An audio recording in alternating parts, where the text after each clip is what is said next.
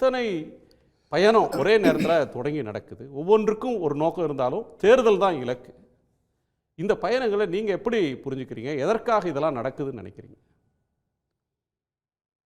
Promotion தான், கட்சியினுடைய promotion.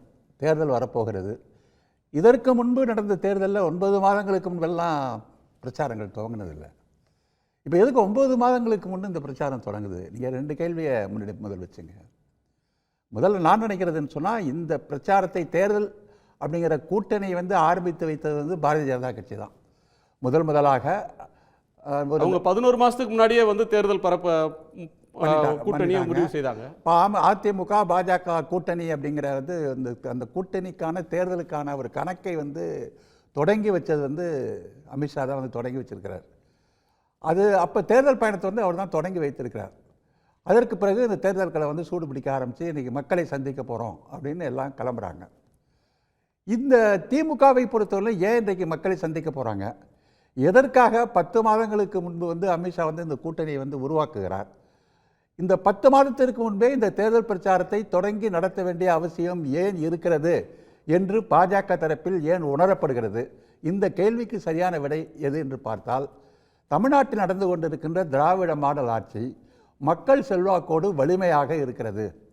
இந்த ஆட்சியை அகற்ற வேண்டும் என்று சொன்னால் கடுமையான ஒரு பிரச்சாரம் தேவைப்படுகிறது. அதை நம்ம முன்கூட்டியே ஒரு வருடத்திற்கு முன்னே தொடங்கி நடக்கணும் அப்படிங்கிற ஒரு நோக்கத்துக்காக தான் இது அவங்க தொடங்கி இன்னைக்கு தீவிரமாக இன்னைக்கு போயிட்டு இருக்கு. ஆட்சியை அசைச்சு பார்க்கறது தான், வலிமையாக அது இருக்காங்கிறது தான்.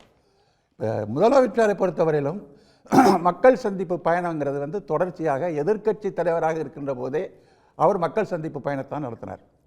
அவர் அப்போவே ஒவ்வொரு தடவையும் போனார். அப்புறம் உங்கள் ஸ்டாலின் என்று ஒரு பிரச்சாரத்தை அதற்கப்புறம் தொடங்கினார். அப்போ மக்களுடைய கோரிக்கை மனுக்களை வாங்கினார். அதற்கப்புறம் ஆட்சிக்கு 100 நாட்கள்லேயே அந்த மனுக்களெல்லாம் அங்கே தீர்த்து வைப்பேன்னு சொன்னார். ஆட்சிக்கு 100 நாளில் அந்த மனுக்களுடைய 80% பிரச்சனைகளை தீர்த்து வச்சார். அதற்கு பிறகு முகவரித்துறை, உங்கள் முகவரித்துறை அப்படிங்கிற ஒரு துறையை உருவாக்கினார். அதில் மக்களுடைய சந்திப்புகளுக்கான பிரச்சனைகளை கைப்பற்றார். ஆக மக்களுடைய சந்திப்பு, நிர்வாகத்தை மக்களிடம் கொண்டு செல்லுதல் அப்படிங்கிற ஒரு கோட்பாடை தொடர்ச்சியாக எதிர்க்கட்சி தலைவராக இருந்ததிலிருந்தே தமிழக முதலமைச்சர் மக்கள் சந்திப்பை தொடர்ச்சியாக வலியுறுத்திட்டு வர்றார்.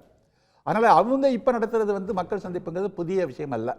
இப்போ இவங்க இந்த தேர்தல் பிரச்சாரத்தை இவங்க தொடக்கி வச்சு இவங்க அந்த தேர்தலுடைய அந்த பிரச்சனை வந்ததற்கு பிறகு இன்றைக்கு ஓரணியில் அப்படிங்கிற பிரச்சனை இன்றைக்கி திமுக தன்னுடைய சாதனைகளை சொல்லி செய்ய வேண்டிய நிலைமையில் இருக்குது.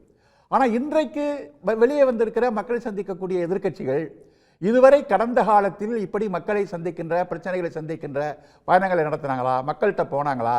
மக்கள்கிட்ட மக்கள் பிரச்சனைகளாக கொடுத்தாங்களா? இன்னும் வெள்ளம் வருகின்ற போது, மக்கள் பாதிக்கப்பட்ட போது கூட எந்த அரசியல் கட்சியும் மக்கள்கிட்ட போய் அதை ரீட்ரெஸ் பண்ணுறதுக்கோ அந்த வெள்ளத்திலிருந்து மக்களை காப்பாற்ற உதவி செய்கிறதுக்கோ எதிர்க்கட்சியாக இருந்த அதிமுகவே செய்யலை. மக்களுடைய பிரச்சனை அப்போ எதிர்க்கட்சியாக இருந்த திமுகவே கொரோனா காலத்திலையும் வெள்ள பாதிப்பிலையும் முதலமைச்சர் போய் மக்களை சந்திச்சுட்டு இருந்திருக்காரு. அப்போ மக்கள் சந்திப்பு அப்படிங்கிறது முதலமைச்சருடைய திராவிட மாடல் ஆட்சியினுடைய ஒரு பண்பாகவும் கொள்கையாகவும் அவர்கள் தொடர்ச்சியாக அதை வைத்து கொண்டு இருக்கிறார்கள். அந்த பயணத்தை தொடர்ச்சியாக நடத்தி கொண்டு இருக்கிறார்கள். இவங்க இன்றைக்கு தேர்தல் விட்டது காரணத்தினால இவங்க நாங்கள் மக்களை சந்திக்க போறோம் அப்படிங்கிறதுல தேர்தல் வந்துடல. இந்த தேதிக்கு தேர்தல் இல்லை. எப்போ தேர்தல் நடக்கும், அது ஏப்ரல் மாதமா மே மாதமானு பிப்ரவரி வாக்கில் தான், இறுதியில் தான் தெரியும். பொதுவாக தமிழ்நாட்டில் இருதுருவ அரசியல் நடந்து கொண்டிருந்த காலத்தில் ஜெயலலிதா அவர்கள் எதிர்க்கட்சியாக இருந்தால், செல்வி ஜெயலலிதா அவர்கள் கடைசி 3 மாதம், மார்ச் மே மாதம் தேர்தல்னா ஒரு பொங்கலுக்கு பிறகு கூட்டணி சேர்க்க, மார்ச்சுக்கு பிறகு மக்களை தேடி போகிற ஒன்று நடக்கும். இப்போ எடப்பாடி பழனிசாமி அவர்கள் ஒவ்வொரு தொகுதியாக போகிறாரு. நான் இத்தனை தொகுதிகளை போனேன், 15 லட்சம் மக்களை சந்திச்சிட்டேன் அப்படின்னு இன்றைக்கு கூட பேட்டி கொடுக்குறாரு. இப்போ ஒரு அணுகுமுறை மாற்றம்ன்றது புதிய பிளேயர்ஸ் வர்றதுனால நடக்குதா? கூட்டணி ஒரு முயற்சி முழுக்க நடக்காமல் யாரோட யார் சேர்றது, இன்னும் அதிமுக கூட்டணிக்கு வாங்க அப்படின்னு கூப்பிட்டு இருக்கிற நேரத்திலேயே இந்த பயணமும் சைமல்டேனியஸாக நடக்கிறது எப்படி புரியுது? கூட்டணி இப்போ நிறைய கட்சிகள் தேர்தல் காலத்தில் நின்றுட்டு இருக்கிறாங்க. இது தேர்தல் நேரத்தில் மட்டும் மக்களை போய் சந்தித்து வாக்கு கேட்டால் வெற்றி பெற்று வர முடியும் அப்படிங்கிற ஒரு நிலையில் இருந்த எதிர்க்கட்சிகள் இன்றைக்கு தேர்தலை சந்தித்தால் மட்டும் போதாது, மக்களை தொடர்ச்சியாக சந்திக்க வேண்டும் அப்படிங்கிற ஒரு கட்டாயத்தை உருவாக்கினதே தமிழக முதலமைச்சரும் திராவிட மாடல் ஆட்சியும் தான். அதுக்கு இவங்க கட்டாயமாக ஈடாக வேண்டிய நிலைமையில் இன்றைக்கி இருக்கிறாங்க.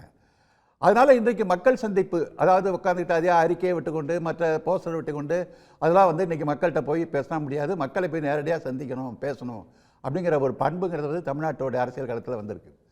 அது வந்து இந்த மக்கள் பிரச்சாரங்கள் மட்டுமல்ல, நிர்வாக கட்டமைப்பையே இன்றைக்கு வந்து மக்களிடம் கொண்டு செல்வது அப்படிங்கிற ஒரு அரசியல் தமிழ்நாட்டில் நடந்துகிட்டு இருக்கு.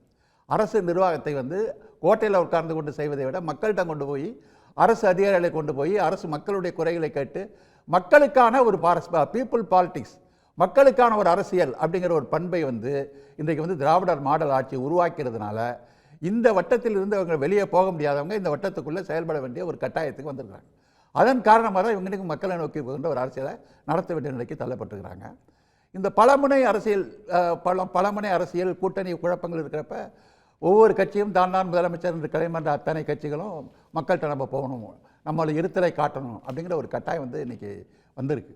ஆனால் இந்த தேர்தல் ஃபீவரை வந்து உருவாக்கி வச்சது, முதல் கூட்டணி என்று உருவாக்குவதற்கு துவக்க நிலையில் புள்ளி போட்டது வந்து அமித்ஷா வந்து இந்த கூட்டணி உருவாக்கியதற்கு அப்புறம் தான் இந்த பிரச்சனை வந்து தேர்தல் களத்தை நோக்கிய பிரச்சனையாக மாறினுச்சு.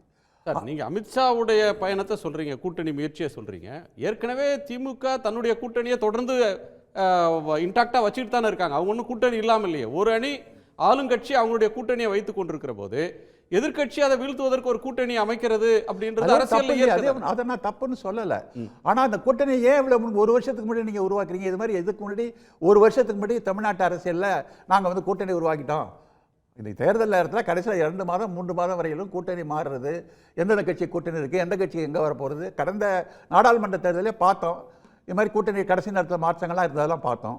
ஆனால் ஒரு வருடத்திற்கு முன்பே நாங்கள் ஒரு கூட்டணியை ஃபார்ம் பண்ணிட்டோம், அதற்கான தேர்தல் பண்ணி துவங்கிட்டோம் அப்படிங்கிறது நிலைமை ஏன் வந்துச்சுன்னா, திமுகவில் இருக்கிற கூட்டணி வந்து அங்கே கூட்டணி பிரச்சனையே கிடையாது. அவங்க ரொம்ப இன்டாக்டாக இருக்கிறாங்க. அந்த அணி வலிமையான ஒரு அணியாக இருந்துகிட்டு இருக்கு. அதில் எந்த மாற்றம் இல்லைங்கிறதுனால அதை உடைப்பதற்கு, அதை தவிர்ப்பதற்கு, தமிழ்நாட்டிலிருந்து அகற்றுவதற்கான அத்தனை அரசியல் முயற்சிகளையும் இன்றைக்கு ஒன்றிய ஆட்சி வந்து செய்யப்படுற காரணத்தினால அவங்க வந்து இது தமிழ்நாடு ஒன்று தான் இன்றைக்கி அவங்களுக்கு வந்து ஒரு பெரிய பிரச்சனையாக இன்றைக்கி இருந்துட்டு இருக்கு. இந்தியாவிலே இன்றைக்கு வந்து ஒன்றிய ஆட்சிக்கு எதிர்ப்பாக, இந்துத்துவ ஆட்சிக்கு எதிர்ப்பாக இருக்கிறது வந்து தமிழ்நாடு மட்டும்தான் இருக்குது. அப்போ தமிழ்நாட்டை வந்து எப்படியாவது அகற்ற வேண்டும். தமிழ்நாட்டை அகற்றினா பிரச்சனை முடிஞ்சு போச்சு. அப்படிங்கிறதுனால தான் இன்றைக்கி எல்லா காரியங்களும் நடத்தப்படுது.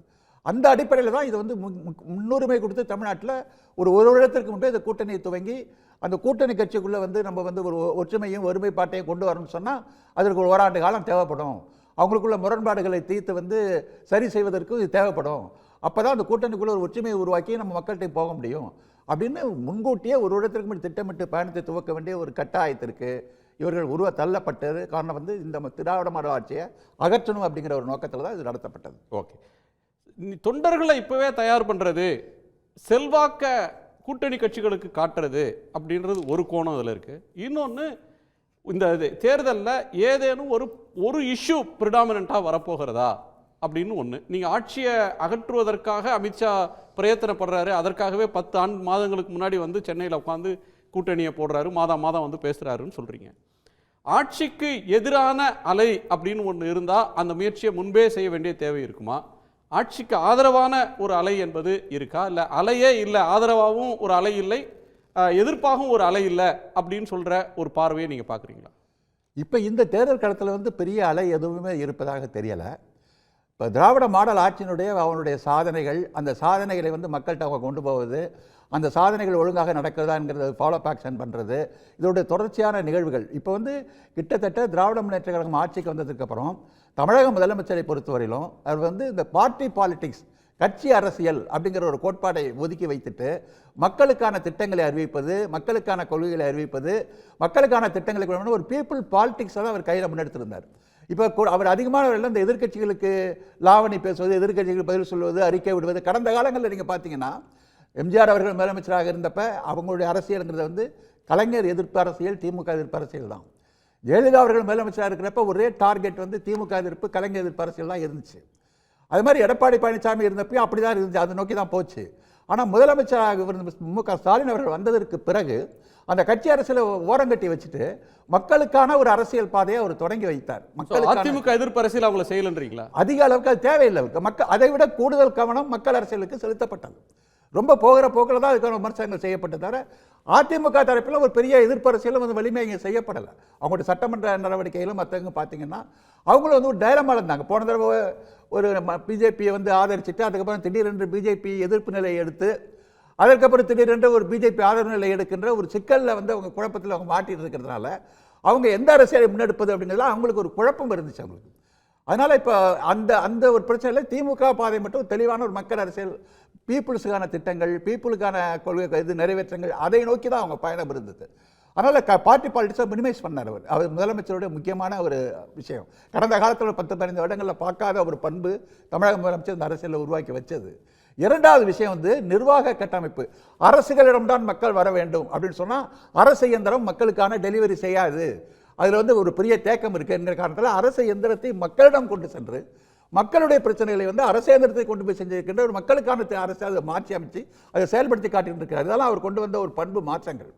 இந்த பண்பு மாற்றங்களிலே மக்களுக்குடைய ஆதரவையும் மக்களுக்குடைய செல்வாக்கையும் நம்ம எப்படி சந்திக்க போகிறோம், இதை எப்படி நம்ம உடைக்க போகிறோம் அப்படிங்கிற ஒரு அச்சமும் பயமும் இந்த எதிர்க்கட்சி அணிகளுக்கு இருக்கிற காரணத்தினால்தான் ஒரு வருடத்திற்கு முன்பு பயணத்தை துவங்கி அவங்க நடத்திட்டு இருக்கிறாங்க. ஓகே, உடனுக்குடன் செய்திகளை தெரிந்து கொள்ள சன் நியூஸ் பெல் ஐகானை கிளிக் பண்ணுங்க.